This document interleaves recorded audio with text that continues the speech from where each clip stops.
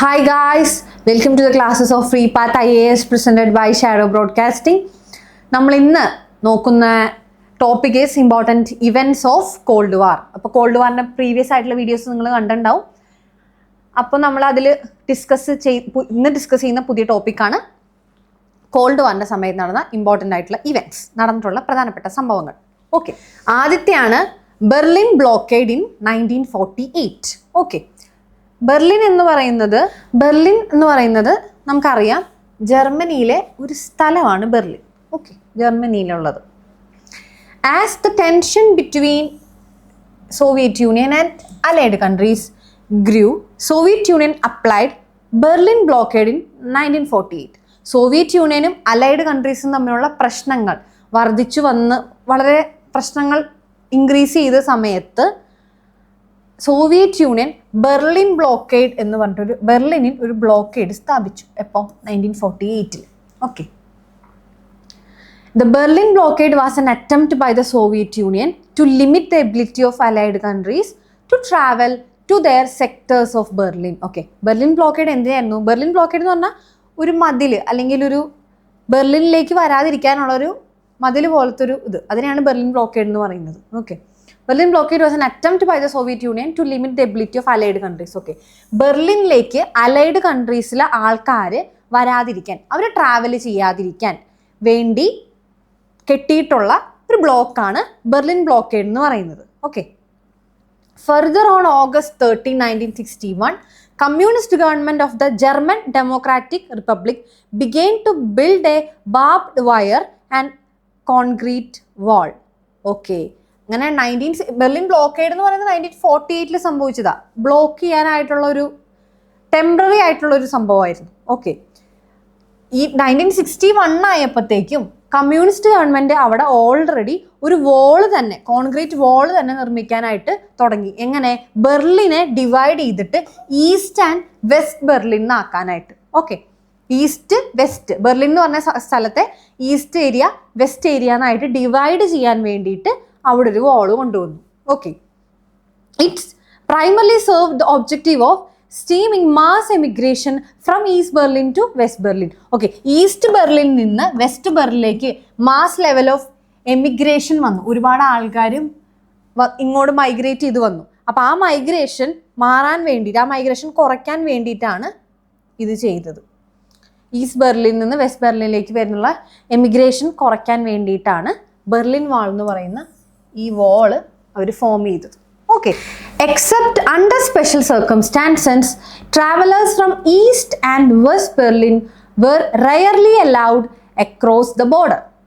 Okay, ചില പ്രത്യേക സാഹചര്യങ്ങളിൽ മാത്രമേ അവരെ ബോർഡർ ക്രോസ് ചെയ്യാനായിട്ട് അനുവദിച്ചുള്ളൂ. അതെ, ഈസ്റ്റ് ഏരിയയിൽ നിന്ന് വെസ്റ്റ് ഏരിയയിൽ പോകാനായിട്ട് വളരെ സ്പെഷ്യലായിട്ട് റയർ ആയിട്ടുള്ള സിറ്റുവേഷൻസിൽ പ്രത്യേക അനുമതിയോടുകൂടി മാത്രമേ ക്രോസ് ചെയ്യാനായിട്ട് അനുവദിച്ചിരുന്നുള്ളൂ. This Berlin Wall served as a symbol of Cold War. Okay, ഈ ബെർലിൻ വാൾ എന്ന് പറയുന്നത് എന്തിന് സിംബലായിരുന്നു? കോൾഡ് വാർ എന്നതിന് സിംബലായിട്ട് ഉള്ളതാണ്. Okay, until its fall in 1989. അങ്ങനെ 1989 ബെർലിൻ വാൾ ഫോൾ ചെയ്തു. ബട്ട് സ്റ്റിൽ ഈ ബെർലിൻ വാൾ എന്ന് പറയുന്നത് ഒരു സിംബലാണ് കോൾഡ് വാർ പീരീഡിൻ്റെ. ഓക്കെ, ഇനി history of Berlin Wall, Berlin വാളിൻ്റെ history. Allied countries and the Soviet Union together defeated Nazi Germany in World War II in 1945, after which Yalta and Potsdam conferences held between Soviet Union and allied countries to decide the fate of Germany's territory. Okay, Second World വാറിന് ശേഷം നമ്മൾ നേരത്തെ പഠിച്ചു പോസ്റ്റ്ഡാം conference എന്താണെന്നുള്ളത്. അപ്പോൾ Yalta കോൺഫറൻസിനെ കുറിച്ച് നമുക്ക് പറയാം. അപ്പോൾ യാൾട്ട കോൺഫറൻസ് അതുപോലെ പോസ്റ്റ്ഡാം കോൺഫറൻസസിൽ വെച്ചിട്ട് സോവിയറ്റ് യൂണിയനും ഒപ്പം തന്നെ അലൈഡ് കൺട്രീസും ജർമ്മനിയുടെ ഇനിയുള്ള കാര്യങ്ങൾ അല്ലെങ്കിൽ ജർമ്മനിയുടെ ബൗണ്ടറി നിശ്ചയിക്കാനായിട്ട് ഈ പറയുന്ന കോൺഫറൻസസ് ഒക്കെ കൂടിയിരുന്നു. ഓക്കെ, എവിടം വരെ ആയിരിക്കും ജർമ്മനിയുടെ ബൗണ്ടറി, ജർമ്മനിയുടെ എത്ര പോർഷൻസ് ആരൊക്കെ എടുക്കുന്നു എന്നൊക്കെ തീരുമാനിക്കാൻ. At the conference Germany was to be divided into zones under Russian, American, British and French influence. Okay, ഈ കോൺഫറൻസിൽ at this conference Germany divide ചെയ്യും. എത്ര സോൺസ് ആയിട്ട്? Russian zone, American zone, British and French influence. Okay, divide into zones under ഈ പറയുന്നതൊക്കെ ആയിട്ട് ജർമ്മനീനെ divide ചെയ്യും. Okay, the eastern part of the country went into Soviet Union while western part went to United States, Great Britain and France. Okay, അപ്പോൾ eastern part ആരുടെ കൂടെ പോയി? Soviet യൂണിയൻ്റെ കൂടെ പോയി. വെസ്റ്റേൺ പാർട്ടോ യു എസിൻ്റെയും ബ്രിട്ടൻ്റെയും ഫ്രാൻസിൻ്റെയും അണ്ടറിലേക്കും പോയി. Okay, Berlin as a capital was to be likewise split. However, Berlin happened to be in the middle of Russian zone. Okay, Berlin എന്ന് പറഞ്ഞ ക്യാപിറ്റലാണ്, അത് റഷ്യൻ സോണിൻ്റെ മിഡിൽ ഏരിയയിലായിരുന്നു. ബെർലിൻ എന്ന് പറഞ്ഞ ജർമ്മനീനെ വെസ്റ്റ് ജർമ്മനി ഈസ്റ്റ് ജർമ്മനി ആയിട്ട് മാറ്റിയല്ലോ. ഈ Berlin എന്ന് പറയുന്നത് Russian സോണിൻ്റെ നടുഭാഗത്തായിരുന്നു ഈ ബെർലിൻ എന്ന് പറഞ്ഞ സ്ഥലം. Okay, 3 allied zones got merged and become Federal Republic of Germany. Okay, or West Germany. ഈ 3 allied zones എന്ന് പറഞ്ഞു കഴിഞ്ഞാൽ ഏതൊക്കെയായിരുന്നു? യു എസിൻ്റെയും ഫ്രാൻസിൻ്റെയും യു കെയുടെയും. Okay, while the former Soviet occupation zone become the German Democratic Republic or East Germany. Okay, Soviet occupation ആയിട്ടുള്ള Soviet യൂണിയൻ്റെ അണ്ടറിൽ വന്ന സോണോ become the German Democratic Republic of East Germany. അതിന് നമ്മൾ ഈസ്റ്റ് ജർമ്മനി എന്ന് പറയുന്നു.